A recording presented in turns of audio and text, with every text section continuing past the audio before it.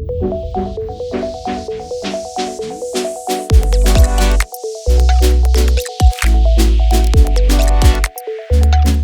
tudo bem? Eu sou Edmo Chagas, membro da Gávea Angels. Hoje nós estamos aqui com a EasyJu, uma das nossas investidas. Estamos com o Vinícius Marques, que é o founder da empresa, e nós vamos bater um papo com ele, parte do nosso Gávea Talks.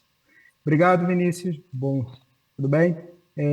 Queria que você começasse falando um pouco o que é a EasyJu, qual que é a sua missão. Bom, obrigado. Queria primeiramente aí agradecer, Edmo, aí o convite, a oportunidade de a gente estar aqui batendo esse papo e contar um pouquinho aqui da nossa história e da trajetória que a gente tem trilhado aí nos últimos anos, né? Eu sou o CEO e fundador aqui na EasyJur e eu criei a EasyJur, eu fundei o negócio a partir de um problema pessoal que a minha família teve. A incorporadora que vendeu o imóvel para a gente, depois de 10 anos que a gente morava no imóvel, a gente descobriu que ela vendeu o mesmo imóvel para várias outras pessoas diferentes. Inevitavelmente, essa situação foi parar na justiça. Minha mãe contratou um advogado para atuar no processo. Isso foi mais ou menos em 2013. Em meados de 2015, o advogado perdeu um prazo, foi revel, não avisou nada para a gente, e a gente foi surpreendido com o oficial de justiça com uma ordem de despejo. E realmente não teve muito o que fazer. Efetivamente, a gente teve que entregar um imóvel e até hoje não recebeu nada de volta do que a gente tinha pago. Isso desde 2013 que esse processo está correndo na justiça, né? E aí eu fiquei inconformado com essa situação, fui tentar entender o porquê que isso aconteceu com a minha família. Por que a gente tinha perdido a casa que a gente morava, né? E aí eu me deparei com todo o sistema judicial brasileiro, muito burocrático, lento, né? E naquela época não tinha nenhuma solução no mercado que fosse confiável e segura para que o advogado pudesse gerenciar os prazos de uma maneira com mais eficiência, com mais segurança, né? E eu falei, cara, vou resolver esse problema aí. Eu tinha uma software house e foi assim que eu comecei aí a desenvolver aí o produto lá em 2015, no modelo de Lean Startup, já com alguns clientes, usuários gratuitos para aprender com eles. Em 2016 eu fechei o primeiro contrato com a OAB daqui de Minas, e aí 30 dias depois a gente tinha mais de 10 mil advogados utilizando a solução, e de lá para cá foi crescendo o negócio. Foi assim que surgiu a EasyJur. Ok, fala um pouco sobre qual é o seu produto, ou seja, sobre o seu software de gestão, né? O que você se propõe com ele para colocar a EasyJur aí dentro do mercado e do propósito dela a médio prazo? O produto, né, como eu disse, naquela época já não tinha muitas soluções de gestão que fossem mais sofisticadas, mais atuais, mais inovadoras, né? Então, no Brasil, a gente tem mais de 80 milhões de processos atualmente em tramitação, né? E o advogado, ele fica completamente sobrecarregado, porque ele tem que fazer tudo. Ele tem que atender o cliente, gerenciar os prazos, pesquisar a jurisprudência, legislação, elabora a petição, faz audiência, gestão financeira, e acaba não sobrando tempo para um planejamento estratégico e para crescer na advocacia sem as ferramentas que o EasyJur traz. Então, o EasyJur, ele trabalha com a orquestração ágil dessas demandas das mais diversas que surgem no dia a dia de um escritório de advocacia, envolvendo todas essas atividades, como gerenciar os clientes, os prazos, as audiências, elaborar as petições e fazer toda a gestão financeira do escritório, tudo isso numa única plataforma que ele consegue integrar os dados, integrar a gestão e traz muito mais eficiência, muito mais segurança e confiabilidade nos dados, né? E acaba ali trazendo muito mais lucratividade e produtividade para o dia a dia do advogado, potencializando, né, as horas que o advogado tem no dia envolvendo todas essas atividades. E olhando aí para o seu negócio, para essa possibilidade de ajudar o advogado, de trazer justiça para todo mundo, o que você vê como seus próximos desafios e desafios da EasyJur aí em relação ao mercado? Olha, atualmente a nossa missão aqui de longo prazo é gerar 10 bilhões de honorários juntos com os nossos clientes, nossos advogados, até 2025, em busca do aparelhamento, né, para o operador do direito e a justiça para a nossa sociedade, né? Então, os nossos valores, né, é justiça, né? Então, é lutar com coragem, com integridade, desenvolver esse autoconhecimento aí e melhorar como ser humano como um todo, né? Então, essa é a nossa missão junto com os advogados aí nos próximos anos, né? A gente entende que gerar esse potencial econômico, né, e levar a justiça para a sociedade são coisas que podem andar junto, e é isso que a gente quer proporcionar aí para os nossos clientes e parceiros aí que decidiram aí embarcar junto com a gente aí nessa missão aí de tornar o nosso país um país mais justo, mais alinhado assim. Acho legal que você tem essa missão de lutar contra a injustiça, e você falou de advogados parceiros. Eu queria também te perguntar uma coisa. Com relação a essa sua jornada, você teve aí investimento, então eu queria que você falasse um pouco como é que fazer o negócio crescer e ter a ajuda de investidores faz com que a Exigu se posicione melhor no mercado. O que você aprendeu e tem ainda a aprender com relação a essa jornada relacionada aos investidores que estão participando junto com você aí da Exigu? Bacana você trazer essa pergunta, porque a gente sabe, né, do que vem acontecendo a nível global nos últimos anos, né? Tivemos aí um evento catastrófico aí, pandêmico, né, e isso gerou um impacto no mundo inteiro que a gente ainda vai ver isso reverberar em muitos anos daqui em diante, né?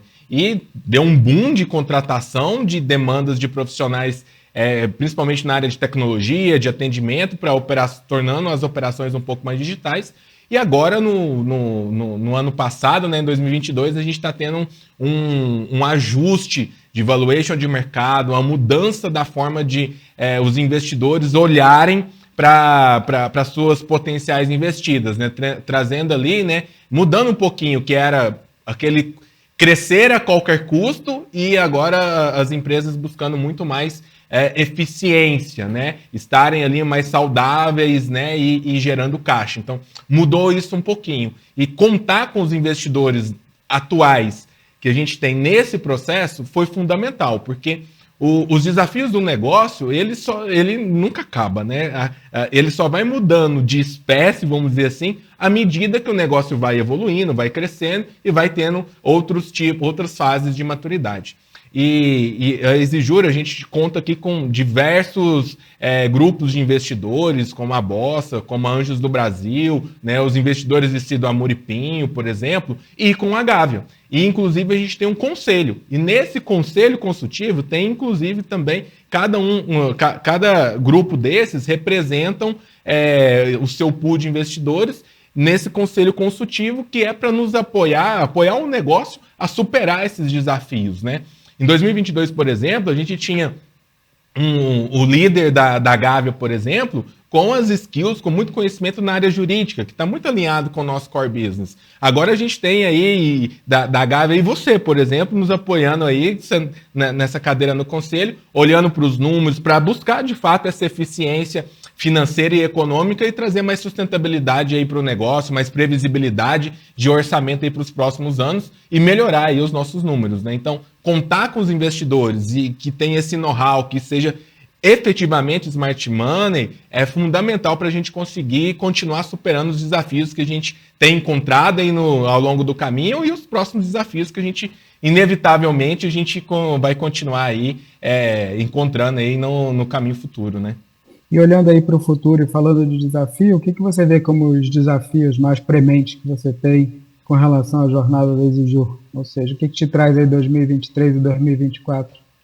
Bom, né, eu acho que o primeiro desafio, né, é sobre time, sobre pessoas. Eu acho que esse é o primeiro constante e sempre vai ser, eu acho que, o maior desafio, né? Porque quando a gente fala de uma empresa, a empresa é uma entidade que, de fato, ela não existe. Ela nada mais é do que uma convenção. E, no fundo, são pessoas que constituem uma empresa, né? Então, acho que buscar aí novos líderes de média gestão, no nível mais tático, para ajudar a entregar o posicionamento, o planejamento estratégico do negócio, conectando essa visão mais estratégica, mais holística do negócio com a operação, eu acho que esse é um dos grandes desafios aí que a gente tem aí no futuro, né?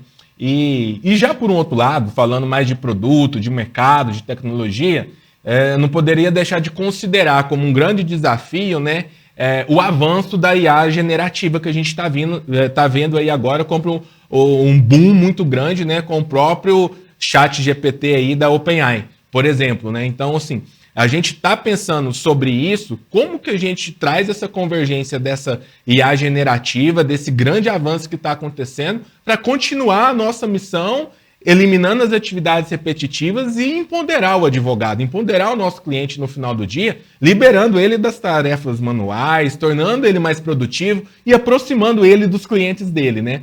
E diante disso, inclusive, a gente já está aí com desenvolvimento aí de uma nova solução que vai, de fato, aí ser uma mudança uma quebra de paradigma aí para a área de elaboração de petições de uma maneira e contratos como um todo de uma maneira mais inteligente, mais automatizada.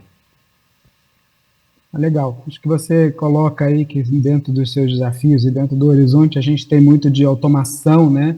De tornar o trabalho do advogado um trabalho mais contínuo, né? Sem grandes interrupções, dado que tem um volume de informações muito grande. Mas eu acho que você tem uma questão também muito interessante que você fala, né? Que a sua missão é lutar contra a injustiça. E olhando para a EasyJu, o que você acha que é o seu principal propósito social? Ou seja, qual que é a grande herança que você quer deixar, fazendo com que o processo no escritório de advocacia seja mais dinâmico, né, e que a justiça chegue para mais gente? No final do dia, a gente desenvolve tecnologia e ferramentas para o advogado, mas o nosso impacto não é só no advogado, a gente vê o nosso impacto lá na ponta final, que é na sociedade, que são nas pessoas que procuram os advogados, né? A forma que a gente entende que é fazer isso, invariavelmente, é mudando o status quo da forma do advogado atuar no seu dia a dia, transformando o advogado a partir desse mindset para o crescimento e para a inovação. O ano passado, por exemplo, a EasyJu, ela gerenciou junto com seus clientes mais de 1 bilhão de honorários em 2022, na verdade, né? E atualmente a gente tem mais de 2 milhões de processos ativos na nossa base. Ou seja, são mais de 2 milhões de pessoas que o EasyJu está impactando no final do dia, desenvolvendo tecnologia e ferramentas e soluções aí para os advogados, né? O que é a nossa missão? Fazer com que outras pessoas não passem por aquilo que a minha família passou. Que elas, de fato, ao procurar o advogado para lutarem pelos seus direitos, elas possam encontrar ali um operador do direito potencializado, empoderado com tecnologia, que vai ter a garantia de levar qualidade na prestação jurídica e de garantir ali o Estado democrático de direito para toda a nossa sociedade e no final do dia a gente ter uma vida mais feliz, mais justa e mais equilibrada aí para todo mundo, para o advogado, sobretudo para o cliente do advogado, para a nossa sociedade como um todo. Ótimo, Vinícius. Acho que a gente tem um futuro muito interessante, com muita coisa para ser feita e com muita justiça ainda para ser espalhada aí na sociedade. Obrigado aí pelo seu tempo, obrigado, pessoal. É isso. Valeu, obrigado, Edmo. Um abraço.